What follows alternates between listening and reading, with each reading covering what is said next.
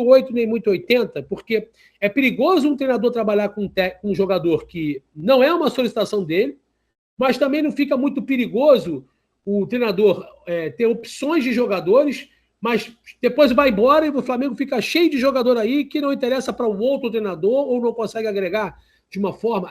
Por exemplo, eu dei o exemplo do Alan, e para poder potencializar a tua opinião, eu vou lembrar do próprio John Arias, né?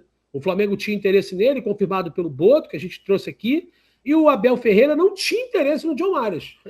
Quem contratou o John Arias foi a Leila. Botou lá e falou: não, é teu. Faz teu trabalho é botar para jogar e performar.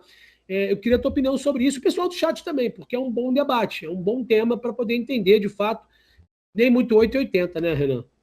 Pois é, Júlio. É um desafio, cara, para qualquer treinador quando chega um reforço, ainda mais quando é um reforço badalado, seja o John Arias, seja o Paquetá, seja o Thiago Almada, caso venha para o Flamengo. É um desafio para qualquer treinador. E, assim, eu não sei se você lembra, mas o Felipe Luiz, ele dizia, não, isso daí é decisão da diretoria, quem contrata é a diretoria, eu estou aqui para trabalhar. Sim, foi a última. Perguntavam sempre sobre a questão envolvendo o dedo do Felipe Luiz de indicar um atleta ou outro. E o Felipe nunca se colocou nessa condição de fazer as indicações publicamente, pelo menos, né? Eu acho que vai ao encontro daquilo de que o treinador não vai ficar ali para sempre. O treinador, ele não tem contrato. Ele tem um contrato ali apenas como se fosse um papel de pão, na minha visão.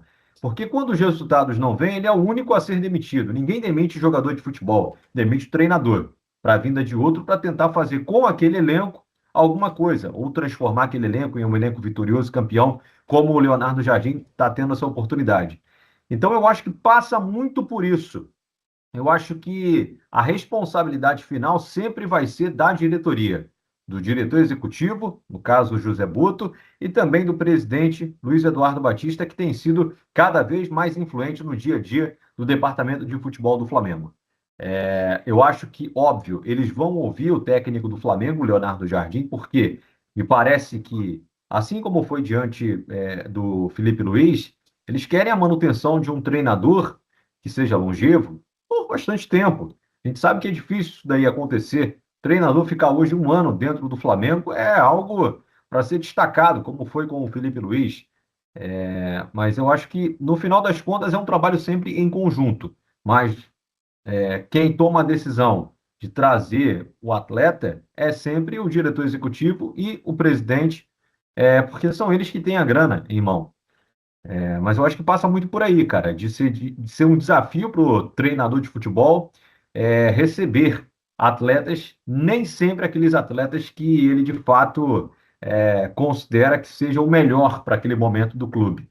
Mas treinador, se pudesse escolher, montava um ataque como se fosse o da França, mas não é possível. Então tem que fazer realmente um grande trabalho dentro daquilo que a diretoria pode contratar. E para mim, esse Davi Romero aí, que foi apontado como um jogador especulado dentro do Flamengo e que o clube monitora, seria um bom jogador hoje dentro daquilo que o Flamengo pode pagar em um jogador já de conhecimento, pelo menos, de futebol sul-americano, né? Às vezes eu falo, vale uma aposta. Se o jogador está te apresentando números que são hoje importantes dentro do nosso continente, o Flamengo precisa fazer essa aposta. Até porque passou aí, quando que o Gabigol saiu? 24, né? 25 inteiro, saiu 24, que foi campeão. 25 inteiro sem um atacante de confiança. Era apenas o Juninho. Mal ou bem ainda conseguiu fazer alguns jogos importantes, de destaque com a camisa do Flamengo, gols também que vão ficar marcados. Então, cara, uma hora ou outra o Flamengo vai precisar se desapegar dessa questão envolvendo apenas medalhão, apenas nomes que realmente já têm uma carreira consolidada. Eu acho que o Flamengo precisa começar a enxergar esse outro lado, confiar mais em si, no departamento de scout e começar a falar também para o mercado que o Flamengo não tem apenas dinheiro, mas também tem um dinheiro e que sabe fazer muito bem com esse dinheiro contratações de jogadores que não são tão badalados, mas que serão badalados pelo desempenho dentro de campo e vestindo uma camisa pesada, que é a camisa do Flamengo. Eu acho que é isso que falta. É a cereja do bolo para o Flamengo, de fato, ser esse clube ainda mais respeitado, porque forma bem jogador, tem aí alguns exemplos recentes. O Flamengo contrata jogadores hoje renomados, como o Jorginho, como o Lucas Paquetá. Só falta agora começar a dar tiro certo no mercado de transferências, né? E que não deixa ser de trabalho, de jogadores que não são tão analisados pelos torcedores diariamente, mas que esses profissionais que lá estão dentro do clube e que são responsáveis por toda essa, digamos, investigação de atletas, apresentem esses nomes, a diretoria avalie como possível, primeiramente na parte financeira e depois na parte técnica e tática, esse jogador apresentar dentro de campo, porque não é fácil. Jogar com a camisa do Flamengo não é fácil, mas o Flamengo precisa fazer esse